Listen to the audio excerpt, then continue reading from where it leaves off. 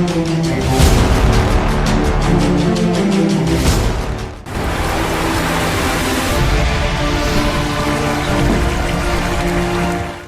श्री वृंदावन बिहारी लाल की जय। हर हर महादेव की जय। सच्चियाँ जोतां वाली माता तेरी सदा ही जय। नए साल की सबको बहुत बहुत बधाई हो और सब प्रेमियों को श्री बांके बिहारी मंदिर से सबको आशीर्वाद है कि भगवान सबका आपका भला करे। और साथ में एक प्रेरणा सबको देना चाहता हूँ और उसको बड़े प्रेम से सुनिए कि हमें सबको ये 2021 आ रहा है और इसके अंदर हम ऐसे कोशिश करें कि ये 84 लाख जूनियों के बाद हमें ये मानस चोला मिला है और ये बड़े हमारे पूर्व जन्मों के कर्मों से हमारे सारे पुण्य एकत्र होते हैं, यानी इकट्ठे होते हैं, तो ये मानस चोला हमें प्राप्त होता है। चाहे स्त्री का हो चाहे पुरुष का हो, बात एक ही है। पर इसके साथ हम अपने अंदर परिवर्तन करें, परिवर्तन करके अपने आप को इंडिपेंडेंट बनाएं, डिपेंडेंट ना बनाएं और ज़्यादा से ज़्यादा समय जो है अपने पे ध्यान दें। जब हम दूसरों के ऊपर ध्यान देते हैं तो ये समय हमारा ऐसे ही चला जाता है जीवन का कि हमें पता भी नहीं चलता कि हमारी आयु कितनी हो गई है। हम औरों को देखते देखते या औरों को चेंज करते करते हम अपना ही सारा समय वेस्ट कर लेते हैं। पर ये हम भूल जाते हैं कि सबसे पहला हमें अपने अंदर परिवर्तन करना चाहिए, क्योंकि ये मानस चोला हमें स्वयं के लिए मिला है, हमने कर्मों के आधार पे मिला है। ये हमने दूसरे को चेंज करने की कोशिश करते हैं, कोई ज़रूरी नहीं है कि सामने वाला तुम्हारे कहने से बदल जाए। क्यों कि सभी ग्रंथों के अंदर लिखा हुआ है कि कर्म जो है वो अपने अपने हैं। जैसे सबके पास अपना अपना फ़ोन है तो सबका डाटा अपने अपने फ़ोन के अंदर अपना अपना है। ऐसे ही समझिए कि जितने भी ये मानस संसार के अंदर पृथ्वी के ऊपर है, इन सब का डाटा जो है वो सबका अपना अपना है। यानी उनके पूर्व जन्म के जो कर्म है, प्रारब्ध और संचित कर्म है, उसी तरीके से वो चलते हैं। उनके अंदर हम परिवर्तन नहीं कर सकते। जी कुछ परिवर्तन होता है तो हम सोचते हैं कि हमारे कहने से हुआ, ये सबसे बड़ी हमारी भूल है। ये एक भ्रम है। इस भ्रम जाल के अंदर हम सब फंस जाते हैं तो हमारे अंदर एक ईगो की प्रधानता आ जाती है कि हमारे कहने से इसके अंदर चेंजिंग हुई। ये गलत बात है। पर हम अपने पाथ से उतर जाते हैं, अपने लक्ष्य से हम उतर जाते हैं और जो कुछ हमने बनना होता है वो हम खो बैठते हैं। आपको मानस चोला मिला है कि आप एक चौराहे के ऊपर खड़े हो, जहाँ तो आप परिवार के बारे सोच सकते हो,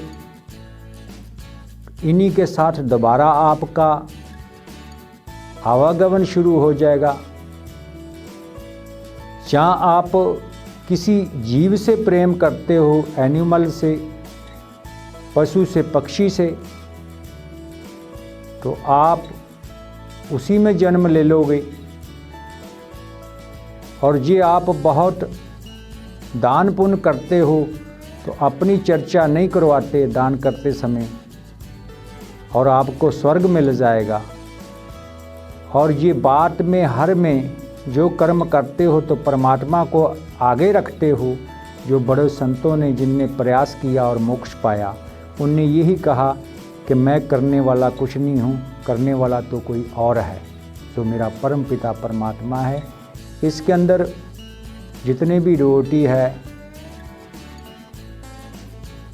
उसको अपना गोल मान सकते हो।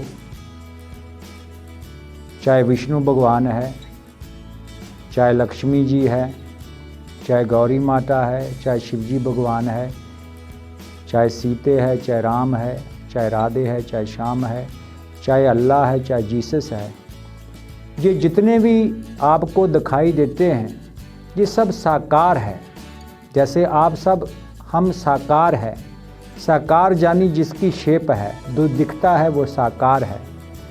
और आपने मोक्ष पाना है तो आपको निराकार में जाना पड़ेगा। अपने अंदर भावना निराकार की बनानी पड़ेगी। जब आपके अंदर निराकार की भावना बनेगी तो तभी आप निराकार से मिलाप होगा।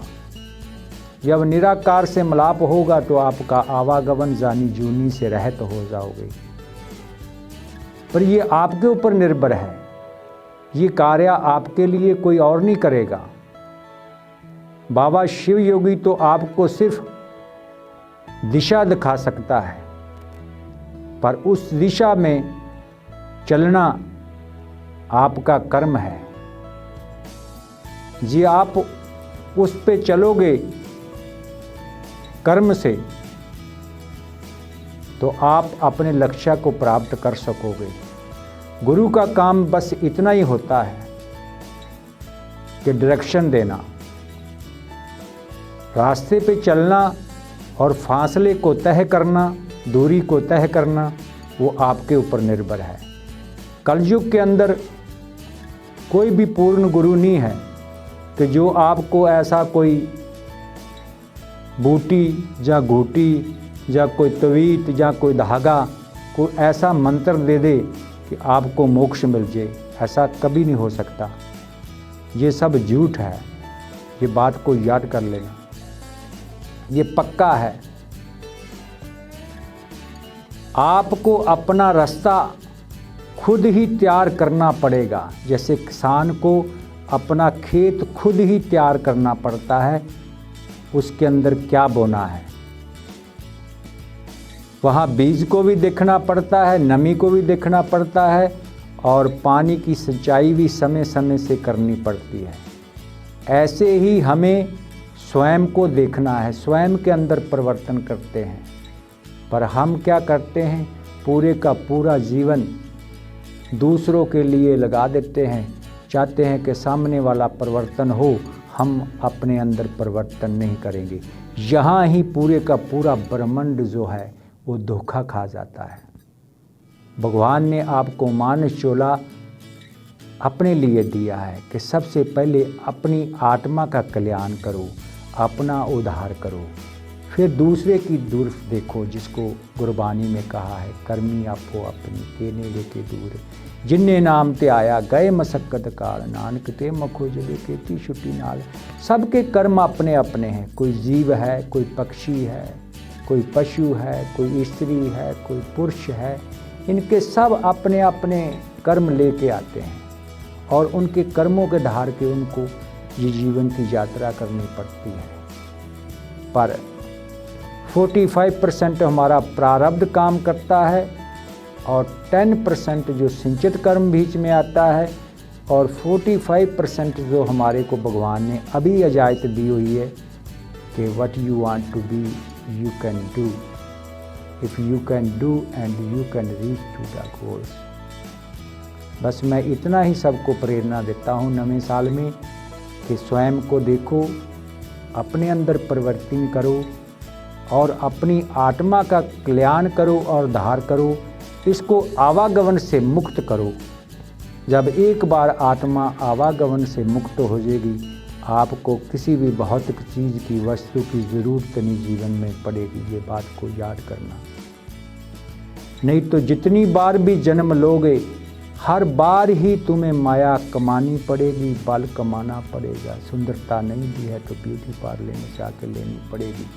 और दुख भी आएंगे, सुख भी आएंगे। ये संसार का जो वृक्ष है, ये दोनों ही सिलार से बना हुआ है। इसमें दुख सुख दोनों ही रहते हैं। चाहे कोई आम प्राणी हो, चाहे संत हो, चाहे राजा हो, चाहे फकीर हो, चाहे रंक हो, ये सब के साथ साथ ही चलते हैं। बस नए साल की 2021 की आपको बहुत बहुत बधाई हो। सब मंगल में रहो और सबका कल्याण हो, सबका भला हो और अपने अंदर सबके प्रति समदृष्टि बनाओ। सबके अंदर एक ही जानो कि सबके अंदर एक ही बैठा है। जो हमारे अंदर है वो ही सामने वाले के अंदर है। किसी की अवगुणों पे दृष्टि नहीं जाना चाहिए। ये परमात्मा ने सबको अलग अलग रोल दिया हुआ है, अलग अलग पात्र का रोल दे रखा हुआ है कि आपकी ये पात्रता है, आप संसार के अंदर जाओगे तो ये कर्म करोगे, जहाँ ऐसे समझ लो। जियो और जीने दो। बस मैं कितना ही कहता हुआ अपनी वाणी को विराम देता हूँ। जय श्री राधे, जय श्री राधे।